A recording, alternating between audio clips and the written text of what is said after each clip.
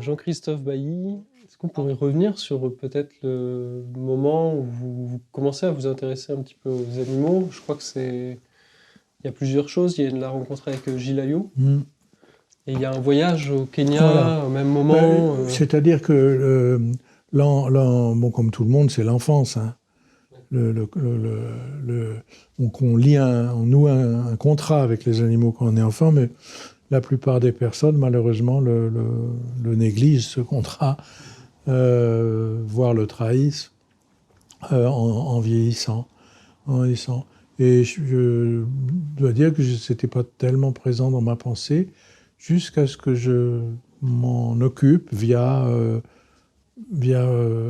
un certain nombre de relais. Je me souviens notamment c'était avant de connaître Gilles Ayot, j'avais écrit un texte qui s'appelait Un abîme de la pensée. C'était une réflexion sur sur la présence des animaux. Et ça partait de poèmes de Trakl. Voilà, c'était il y a longtemps. Et puis, comme je m'intéressais à ça de plus en plus, et j'aimais beaucoup la peinture de Gilles Ayot, je ne le connaissais pas. Un beau jour, j'ai écrit un texte sur lui, sur Gilles Ayot.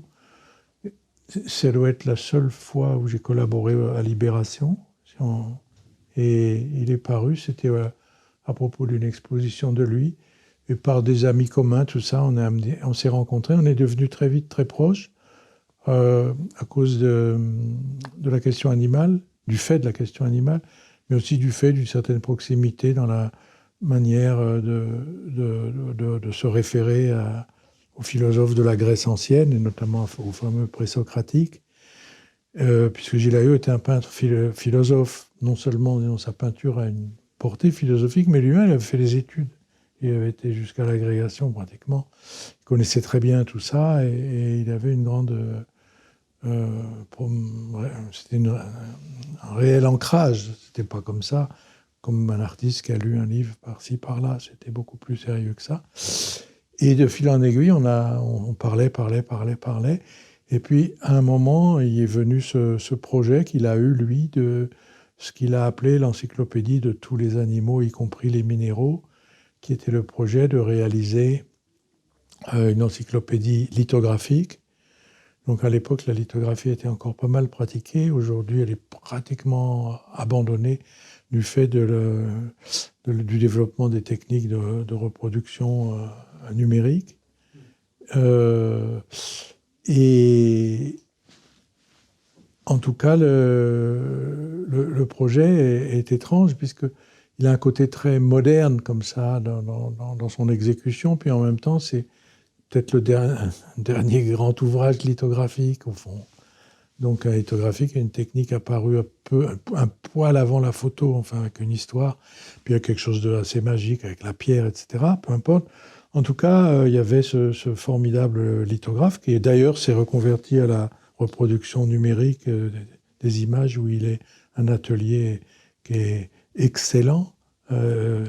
Donc, c'est Franck Bordas, qui lui-même descendait d'une famille de lithographes. Son grand-père, c'était Mourlot, ou l'un des lithographes de Picasso, de Miro, tout ça. Et lui, il était né là-dedans. Et étant né là-dedans, il avait aussi la passion des animaux. Et sa rencontre avec Gilles, qui pratiquait la lithographie, était automatique d'une certaine manière. Et c'est avec lui avec Franck, donc, que s'est élaboré ce projet. C'était des volumes comme ça, pas énormes quand même, mais bon. Et il y en a, le tome 1 a été réalisé, il y a plus d'une cinquantaine, 52, 53, je ne sais plus, lithographies dedans, et les textes étaient commandés à des écrivains, à des amis, pas forcément des écrivains, mais des amis de Gilles. Il y avait des textes de lui, puisqu'il écrivait remarquablement bien, mais il y avait des textes de différentes personnes, des gens avec qui il travaillait, Jean Jourdeuil, le metteur en scène, Rainer Müller, avec qui il avait beaucoup travaillé, d'autres textes. Et puis, les deux collaborations les plus nombreuses, si on peut dire, étaient... il y avait aussi un ami canadien, lui, enfin, peu importe. Mais il y avait Jean-Louis Schaeffer, il y avait des gens comme ça. Et puis, moi, mon enthousiasme a fait que j'ai écrit peut-être une dizaine de textes. Et puis Gilles aussi, je crois.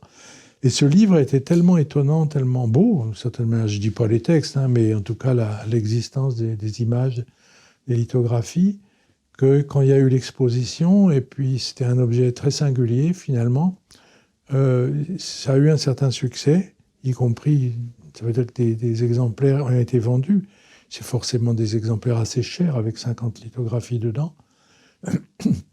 Et puis, j'avais eu, après, moi, les textes. Non. Et puis, donc, ça a donné l'idée à Franck et à Gilles Ayot de faire un tome 2. Et le tome 2, au lieu de faire le même, au lieu de procéder de la même façon, l'idée, ça a été de le faire, entre guillemets, sur place, c'est-à-dire d'aller le faire en Afrique noire, dans une réserve, dans les réserves. Et là, évidemment, on ne pouvait pas emmener, même si on avait 3 sous, du coup, avec la vente du tome 1, on n'avait pas les moyens d'emmener 15 écrivains, faire un voyage à monsieur qui écrivait sur la girafe, un aller-retour, monsieur qui écrivait sur telle antilope, etc. Donc, il y a eu un écrivain chargé de ça, et c'était moi. Bon, pour des raisons amicales, etc. Et puis, c'était très pratique comme ça. Et donc, on est parti au Kenya. Alors, il y a toute une histoire liée, mais que je ne raconterai pas, parce que c'est une anecdote, mais charmante, mais une anecdote, liée à l'endroit où on s'est retrouvés au Kenya. Un endroit où on ne pourrait plus être aujourd'hui, pour des tas de raisons. Évidemment, dégénérescence politique du pays, la question aussi environnementale. La région est devenue un énorme endroit de culture des fleurs qui font que le lac a été vidé de la moitié de son eau pour que les Parisiens, les Londoniens puissent offrir des bouquets. Enfin, tout ça est catastrophique. Et puis, il y a eu des... Bon, enfin, mais c'était un endroit assez extraordinaire qui nous a servi de camp de base, nous était prêté. Et à partir de ce camp de base, où on avait emmené une petite presse que Franck avait fait fabriquer, parce que le but c'était de tout faire là-bas. Une presse lithographique, du coup. Une petite presse litho qu'il avait fait fabriquer, parce que normalement les presses litho sont assez lourdes, assez grandes. Elle l'avait fait fabriquer pour qu'elle corresponde au format des feuilles. Et puis on allait dans les réserves, là, avec les bagnoles, les 4x4, enfin... Mais comme Franck était déjà allé plusieurs fois en Afrique noire, d'une part, il avait pu nous trouver ce camp de base extraordinaire, et d'autre part, il avait des combines pour qu'on ne soit pas dans les trucs de tourisme. Donc on dormait de façon indépendante, donc tout seul. On mettait nos tentes dans la... Et il va de soi qu'avec toute la passion qu'on peut avoir pour les animaux, etc., la première nuit qu'on passe en Afrique noire... en campement comme ça, elle est extraordinaire parce qu'il y a surtout, on voit pas grand-chose, mais il y a la bande son. Et comme c'est l'équateur, donc le déclenchement est très rapide puisque le soleil disparaît en un quart d'heure à peu près, la nuit s'installe et immédiatement il y a la bande son qui se charge toute seule. Et on le sait, on le connaît par le cinéma, par les trucs, mais c'est vraiment différent quand on entend le lion avec son cri qui est quand même, on peut pas dire un cri, c'est pas le mot juste,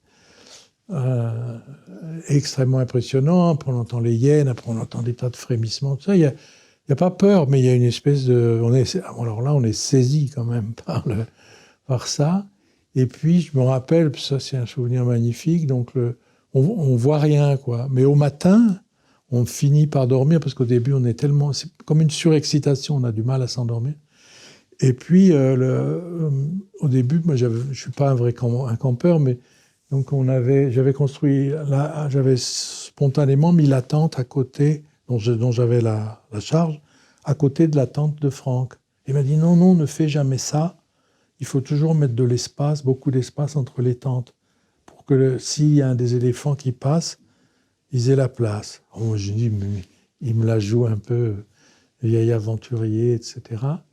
Et le lendemain matin, en me réveillant, donc, il y a un côté comique, on se voit soi-même comme le personnage d'une espèce de mauvais film d'aventurier en train de se laver les dents dans le gobelet. Et j'entends un bruit et il y avait 2 éléphants à 50 mètres à peu près. Le bruit, c'était parce qu'ils cassaient des branches en marchant. Et là, il y a quelque chose d'extraordinaire quand même. Parce que, alors, il faudrait, il y a plein de choses à dire là. D'abord, on est en présence de quelqu'un, c'est tout de suite quelqu'un, c'est pas un éléphant, et quelqu'un qui est là, avant, et qui, nous, on est un intrus. Mais c'est pas simplement ça, c'est pas politiquement correct, c'est un sentiment physique de précédence. Il est là avant nous, quoi. Et aussi un sentiment physique de quelque chose de tolérant. Ça ne le dérange pas qu'on soit là. Bon, peut-être ça peut le déranger, mais là, ce n'était pas le cas. Ça ne l'a pas dérangé. Et puis, évidemment, l'exercice d'admiration, comme on dit, il est immédiat, parce que il est là dans le déploiement de sa forme, dans le déploiement extraordinaire de sa forme extraordinaire. Et puis voilà, donc, et ça, c'est un souvenir très fort. Après, on peut réfléchir aussi sur ce que ça veut dire, parce qu'on est quand même dans une réserve. Donc, on dit que c'est la nature, et c'est vrai, il n'y a pas de barreaux, il n'y a pas de cage, il n'y a pas de ça. Mais c'est quand même des endroits où ils sont officiellement, d'ailleurs, protégés, gardés, enserrés dans des limites. Et dans cette réserve-là, ça allait plutôt bien, mais il y a d'autres réserves où, en fait, ça servait de prétexte à des poachers, comme on les appelle, qui venaient les liquider pour l'ivoire. Donc, ils sont protégés, mais jusqu'à un certain point, comme on le sait, puisqu'entre l'époque où on était là-bas et maintenant, leur population a dû diminuer entre un tiers et la moitié, quoi. Donc, c'est par rapport à ce voyage qui a déclenché énormément de choses, qui a déclenché pour moi, ou enclenché plus exactement, c'était déjà présent, enclenché une familiarité avec certains animaux, évidemment, que je n'avais pas l'occasion de fréquenter, mais une familiarité avec la question animale, etc.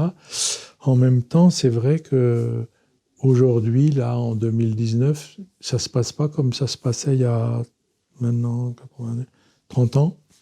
Il y a une trentaine d'années, il y a 30 ans, même si on savait qu'il y avait la menace, elle n'était pas présente, elle n'était pas incarnée à chaque instant comme elle l'est aujourd'hui. Aujourd'hui, on ne peut pas aborder la question animale sans aborder celle de leur destruction, de leur disparition. C'est presque automatique. Et donc notre livre aussi, notre travail avec les animaux en Afrique, c'était aussi, il y a un côté paradis perdu d'une certaine manière. Vous avez évoqué là, cette nuit, cette fameuse nuit qui est un peu surexcitante.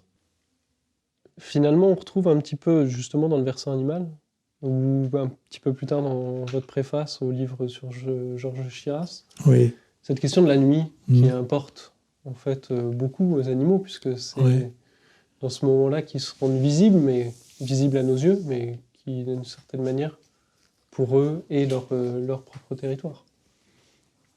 Ouais, c'est-à-dire, on n'y pense plus tellement et on y pense moins en ville avec l'éclairage urbain, etc. Mais le rythme jour-nuit, la façon dont ce rythme, partout sur la Terre, et partout différemment sur la Terre en plus, la façon dont il organise les existences, avec les phases de sommeil, les phases de veille, les phases de veille nocturne, enfin, etc., le rêve. Et tout ça, c'est quelque chose de fondamental, on le sait, y compris pour l'existence. Même les plantes ont d'une certaine manière dorment, etc. Et puis bon, après, il y a les saisons, enfin, c'est une autre affaire. Mais donc chaque animal, chaque espèce animale se débrouille comme elle peut avec ça et a inventé une circulation. Les circulations sont d'ailleurs perturbées. En Afrique, par exemple, on a constaté que des chasseurs diurnes, comme les guépards, par exemple, avaient tendance à devenir des chasseurs nocturnes, essentiellement parce que leur manière de chasser, qui est énormément basée sur l'odorat, elle est perturbée par les particules fines, les pots d'échappement des faiseurs de safari. Et donc, ils attendent que ça soit un peu dispersé, enfin, c'est ce qu'on m'a dit. Mais disons que chaque animal s'est construit un rapport au jour et à la nuit. Et ce qui est très frappant, quand nous, on est dans la nuit, il n'y a pas besoin d'aller en Afrique, il suffit d'aller dans une forêt en France, n'importe où, pour éprouver directement que la nuit, on est chez eux. Nous, et qu'aucun être humain, même s'il est brave, s'il n'est pas un couard qui n'a jamais osé sortir la nuit dans la nature, même s'il est habitué à traverser des espaces en pleine nuit, il y a toujours quand même évidemment quelque chose qui l'enserre, qui le rapproche, qui le couve, le recouvre, le menace, je ne dirais pas ça, mais voilà, comme ça, qui est là. Et ce qui est très... Et là, c'est pareil, il y a la bande-son, malheureusement, elle est beaucoup moins forte qu'elle l'était dans mon enfance déjà, mais il y a la bande-son, et là, ça grouille de vie. On le sait qu'une forêt est grouillante de vie, et il suffit en plein jour de s'arrêter, en fait, de s'immobiliser pour sentir la chose qui remonte. Mais la nuit, c'est encore plus frappant. Et ce qui est très, très beau, c'est la façon dont ceux de la nuit, parce qu'il y a des animaux qui n'aiment pas la nuit. Hein. En Afrique, par exemple, les babouins, ils ont horreur de la nuit. Ils se couchent tôt, ils rouspètent si on se couche tard, quand on voisine avec eux. Et vraiment, c'est comme des voisins à Paris, comme ça. Et il y a beaucoup d'animaux qui se planquent. Mais ceux qui circulent la nuit, c'est, disons, ils ont une connaissance du territoire, une connaissance des parcours, une connaissance des heures, qui est des horaires, des moments, qui est extraordinaire. Donc on est, comme nous, on est vraiment comme des ignorants, entourés par des gens qui savent pas tout, mais qui savent une chose et qui savent extraordinairement bien se servir de ça. Et c'est, de ce point de vue, je crois, c'est absolument fascinant, là, donc, comme différence dans la manière d'habiter. Et c'est vrai que si on essaye de s'imprégner de ça, si on essaye de comprendre ce qui se passe pour un duc quand il vole comme ça, complètement silencieux, il y a la création du silence aussi dans cette bande-son, il y a des trouées silencieuses, le vol de tous les rapaces nocturnes. Quand on a l'occasion de le voir, c'est extraordinaire. Il y a même une sorte de côté huileux sous les ailes qui fait que ça glisse encore mieux et que le silence a presque une consistance spécifique. Il y a ça. Et donc, on voit que la nuit, elle nous reste fondamentalement inconnue. On l'éclaire, on a des lampadaires, on a des lampes de poche, on a tout ce qu'il faut, des frontales, mais à 10 mètres de la frontale, c'est un monde qu'on ne connaît pas. Oui, vous racontez cette fameuse anecdote où vous êtes en voiture, je crois sur un chemin de campagne, et une biche, je crois, se jette. Un chevreuil, oui. Oui, un chevreuil se oui. jette. Ouais, c'est ça qui a fait, justement, qui a déclenché, non pas le livre, puisque, comme je vous l'ai dit, le versant animal reprend pas mal de développements qui étaient dans le tome 4 de l'encyclopédie avec Gilles.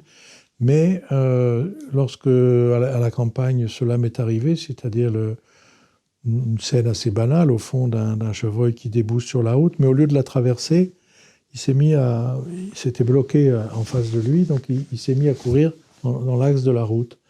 Et un peu longtemps, et donc j'ai pu le suivre sans vouloir l'embêter, je le suivais à la bonne distance, mais et ça a créé en moi une très grande émotion, c'est-à-dire de partager pendant pas longtemps comme ça un peu de son chemin, et donc d'essayer de presque palper d'une certaine manière la matière nocturne qui était la sienne, complètement différente de la mienne, comme tout automobiliste. Bon, moi j'ai le truc, c'est beau d'ailleurs, j'aime beaucoup ça, conduire la nuit, mais avec les phares qui sont un peu idiots, comme vous savez, puisque par exemple en montagne c'est très frappant. Quand on tourne en montagne, on éclaire le précipice, en fait.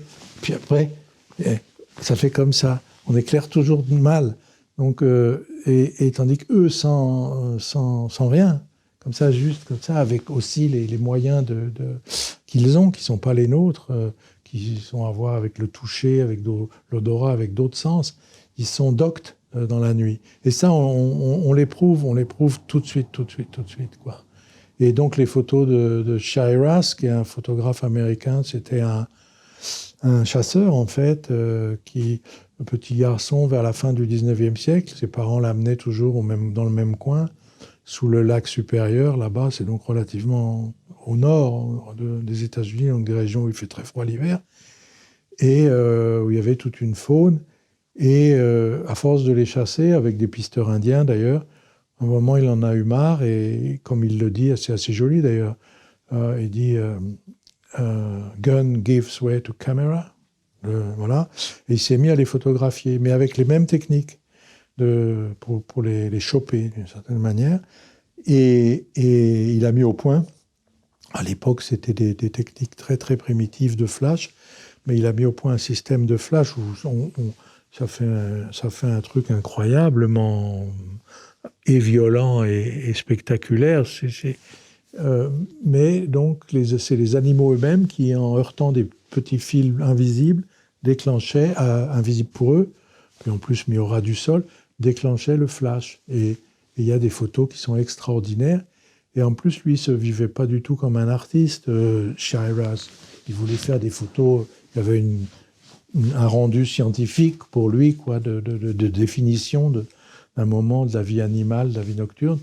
Et involontairement, il a réalisé des sortes de chefs-d'œuvre, de l'irruption fantomatique, quoi, on peut dire.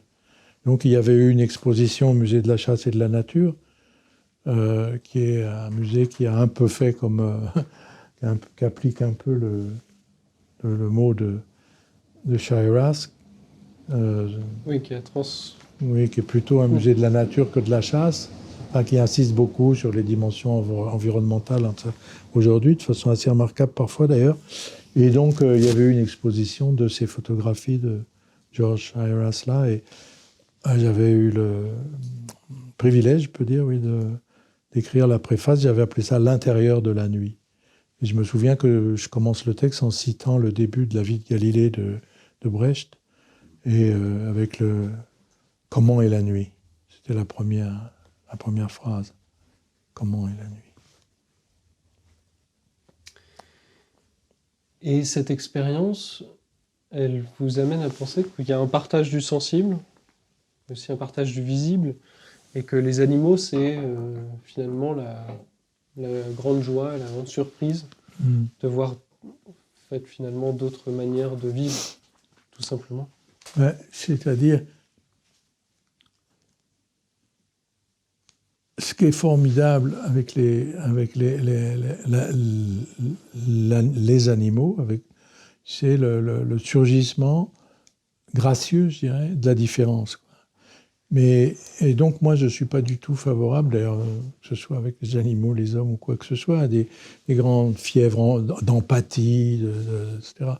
Par exemple, il y a tout un discours sur l'animalité de l'homme, ou l'homme qui ne m'intéresse pas du tout. Simplement, je suis devant quelqu'un d'autre, qui est évidemment autre. Il est évidemment autre.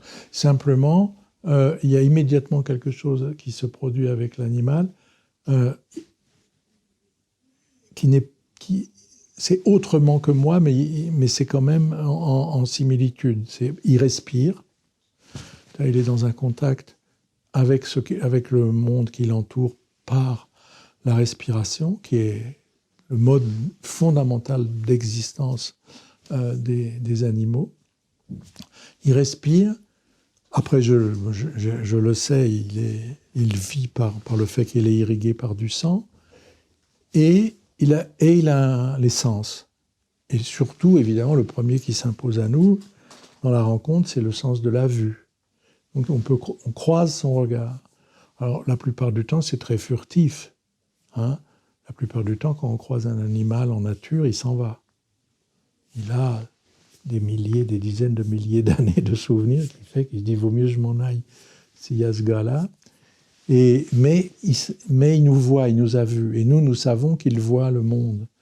Et donc, ça veut dire ça nous aide, je crois, d'un point de vue, on pourrait dire presque phénoménologique, à regarder le monde, non pas autrement, mais à le regarder en nous souvenant qu'il est éprouvé, travaillé, traversé autrement que par nous. Et que si on regarde observe, écoute, si on est attentif à ces autres manières de traverser l'espace sensible, eh bien, cet espace sensible devient encore plus intéressant, encore plus vivant, encore plus vibrant. Et qu'au lieu de décréter qu'il y a une coupure absolue entre le monde des hommes et le monde des animaux, entre un monde qui serait celui de la conscience de soi et un monde qui serait celui d'une inconscience bienheureuse, on peut voir, on peut se mettre à reconsidérer tout ça et à essayer de penser les choses en termes de communauté possible ou de communauté pensable. Et bon, il se trouve que moi j'ai lu très jeune et que c'est ce qui a compté le plus dans ma formation, disons, c'est la lecture des romantiques allemands. Et dont je les relis souvent. Et par exemple, récemment, donc, je cite toujours cette phrase de Novalis que j'ai retrouvée. Et il dit ça, la nature, j'appelle nature, la communauté merveilleuse. Et c'est en allemand, c'est comme ça, c'est Wunderbare Gemeinschaft. Donc Gemeinschaft, c'est vraiment la communauté. Et Wunderbar, c'est merveilleux. La communauté merveilleuse, mais où nous introduit notre corps. Chapeau. Un type en 1800, on croirait qu'il a lu Deleuze, justement. La communauté merveilleuse où nous introduit notre corps. Et c'est vrai que si on essaye de réfléchir à ce que fait notre corps, on enlève les chaussures, on marche pieds nus. On commence à penser à ce que c'est, le contact entre la plante du pied et le sol. On réfléchit à ce que ça veut dire respirer. On réfléchit à ce que ça veut dire fermer les yeux. Puis on les ferme pendant longtemps et on se met à écouter. Et à ce moment-là, on voit que c'est ça, la communauté merveilleuse où nous introduit notre corps, c'est la totalité du sensible. Et elle est illimitée en plus. Bien sûr qu'on ne peut pas attraper une étoile ou la lune, mais elles sont là, au moins visiblement, etc. Et donc à ce moment-là, entre le plus petit battement du pouls et l'univers, il se met à y avoir une relation. Elle n'est pas symbiotique, elle n'est pas en harmonie, mais il y a une coexistence. Et si on pense l'espace sensible comme l'espace de toutes les coexistences possibles, à ce moment-là, on a une vision qui n'est pas du tout une vision paradisiaque ou naïve, parce qu'on sait qu'il y a les chaînes alimentaires, on sait qu'il y a la quête de la nourriture avec tout ce qu'elle peut comporter de chasse et de violence, etc. Mais quand même, on a une approche du monde qui est tout autre que celle qui est, disons, purement usufruitière, intéressée et inattentive. Et plus on est attentif, en fait, plus ce à quoi l'on porte attention s'agrandit. Vous savez, une expression au moins la plus comique, c'est la réalité augmentée. Il faut vraiment être un con pour croire qu'il y a besoin d'outils pour augmenter la réalité. Elle augmente tout le temps. Elle est tout le temps, la réalité, elle est tout le temps en excès d'elle-même. Pour peu qu'on essaye de capter un moment, de saisir ce qui se passe dans un lieu, ce qui se passe pendant un certain laps de temps, c'est infini. Et on voit que si ça augmente tout le temps, c'est en augmentation perpétuelle. Il suffit de porter attention. Et donc, c'est les grands ceux qui ont diminué, ceux qui s'efforcent de constamment diminuer la réalité. En plus, ils inventent des faux appareils pour soi-disant l'augmenter. C'est une expression qui est d'une, comment on pourrait dire, une présomption absolument invraisemblable, quoi. Alors, par exemple, si on dit oui, mais vous dites ça, et puis finalement, un lapin de Garenne, sa vie, c'est pas terrible, j'ai pas envie d'avoir. Il ne s'agit pas d'avoir une vie de lapin de Garenne, il s'agit d'essayer de comprendre. Par exemple, quand on est petit, qu'est-ce qui nous émerveille le plus d'un lapin? C'est ses oreilles. C'est vrai que c'est et j'en suis pas encore revenu des oreilles de lapin. Et finalement, la forme, le rapport entre la forme obtenue l'espèce, elle a fini par atterrir dans une forme. En plus, il y a toutes les sous-divisions, des lapins comme ci, des lapins comme ça. Mais la forme lapin, alors après, il y a la manière de se déplacer qui est invraisemblable aussi. Pourquoi ils avancent comme ça? Pourquoi il y a un rapport à ce moment-là dans la locomotion entre le lapin et le batracien, qui n'ont rien à voir comme personne. Ils se fréquentent pas du tout, d'ailleurs, et tout ça. Et à chaque fois, on voit que si on réfléchit, et ça c'est le travail de certains savants, si on réfléchit, on voit que c'est toujours quand même extrêmement bien fait et extrêmement adapté. Et quand on regarde toutes ces compétences, voilà, c'est des compétences. Elles sont limitées, mais elles sont extraordinairement justes. Et juste au sens où, en musique, une note est juste. Et c'est ça qui est le plus passionnant à regarder.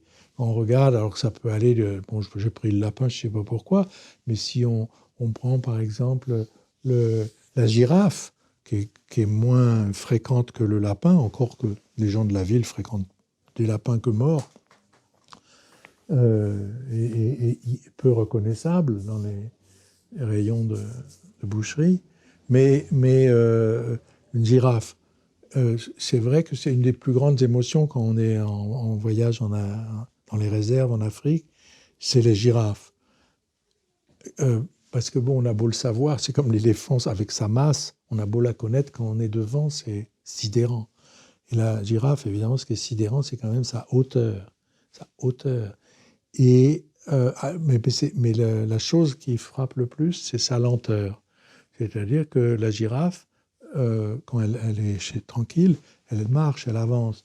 Et elle avance d'un pas extraordinairement ralenti, presque snob, comme ça. Et elle valamble, c'est-à-dire en déplaçant latéralement les deux pattes gauche, puis les deux pattes droite. Ça fait une démarche d'une beauté absolument incroyable, et vraiment comme quelqu'un qui a, non seulement qui a le temps, mais qui a un temps qu'on n'a pas, qu'on n'aura jamais. Et donc, comme j'ai dit, on est dans le même film, mais en même temps, elles sont dans une phase ralentie du même film. Et alors, on voit ça. Et puis après, on se dit, on se dit, mais on la voit, par exemple, quand il pleut, elle s'abrite des fois sous des arbres, puis elle a la tête qui sort, donc elle n'arrive pas à s'abriter tellement elle est grande. Ça. Et elle a la réputation un peu d'être un peu nunuche, quoi, etc. Mais en fait, elle est magnifique aussi. Et ça, je veux raconter. Donc, elle a un côté mal foutu par rapport aux adaptations en apparence, parce qu'il lui faut boire. Et quand on a la tête à 4 mètres du sol, c'est pas très pratique, et vous avez vu. Et en plus, quand elle boit, elle se met en position de vulnérabilité, sauf qu'elles ne sont pas très attaquées. Sauf les girafons peuvent être attaqués par les félins, pas les girafes. Une girafe, ça pèse 1 tonne, et les lions ont peur de prendre un coup de pied de girafe. Et donc, elles ne sont menacées, comme d'habitude, que par les hommes, les crétins qui pensent que les bracelets en poil de girafe protègent de je ne sais quoi. C'est la raison de leur extermination. Et en tout cas, donc pour boire, elle s'écarte les pattes comme ça, elle se met. Et au-delà du fait que sans faire de cinéma sur le paradis, là, il y a une espèce de trêve quand même. À l'heure où les animaux vont boire, il y a une trêve, ils ne s'attaquent pas beaucoup. Il y a des accidents avec les crocodiles qui traînent dans l'eau, mais dans l'ensemble, quand un animal boit, il est relativement tranquille. Mais après, par contre, ce qui ne va pas du tout, c'est que elle a une pression. Pour envoyer le sang dans un corps si grand, il faut une pression artérielle extrêmement forte. Et donc, normalement, si elle était faite comme les autres animaux, quand elle boit et qu'elle baisse la tête, elle tomberait en syncope. D'une part, et d'autre part, normalement, avec la forme de son corps, elle aurait des varices, elle aurait tout le temps des phlébites, des choses comme ça. Et donc, pas quelqu'un évidemment, mais un système a été mis au point. Et ce que je trouve très beau, c'est d'habitude, les savants donnent leur propre nom. Et là, le savant allemand, j'ai pas fait la recherche, mais le savant allemand qui a trouvé le fonctionnement du système sanguin de la girafe, il l'a appelé le système admirable. Et donc le système admirable, c'est qu'en gros, quand elle baisse la tête, la circulation de son sang est ralentie par des clapets qui se ferment pour qu'elle n'aille pas aussi vite que quand elle est en position normale, et ainsi de suite. Donc elle a toute une organisation interne qui rythme la violence de la circulation du sang en fonction de ses positions, de ses postures. Pour dire d'ailleurs, il y a un film de Chris Marker, j'ai oublié, un film magnifique où on voit une girafe au moment où elle est abattue, et on voit le sang qui jaillit du cou, et on le sait, ça jaillit à 10 mètres. Bon, ça donne voilà, et en même temps, donc c'est ça, et cet être il a une sensation d'extraordinaire douceur, quoi. En plus, elles ont des mœurs relativement paisibles entre elles, quoi. Bon, il y a des fois, le vieux, il se fait un peu éliminer. Mais il y a, par les jeunes, qui sont un peu, mais bon, ça s'arrête là. Et entre elles, elles ont quand même une grande. Oui, c'est très beau de les voir se caresser le cou, etc. Et donc, en même temps, il y a cette douceur et l'habitacle de cette extraordinaire violence de l'existence de la vie, quoi. Et bon, chaque animal présente presque un problème, une complexité, quoi. Et plus on s'y intéresse, plus on devient, non pas gaga, mais plus on devient, je pense, attentif à des tas de choses. Et d'ailleurs, ce qui m'a frappé, c'est que moi, peut-être le voyage en Afrique était nécessaire pour ça, mais ça a changé mon rapport aux animaux ici. Voilà. Bien que c'est vrai qu'en ville, on en rencontre assez peu, malgré tout.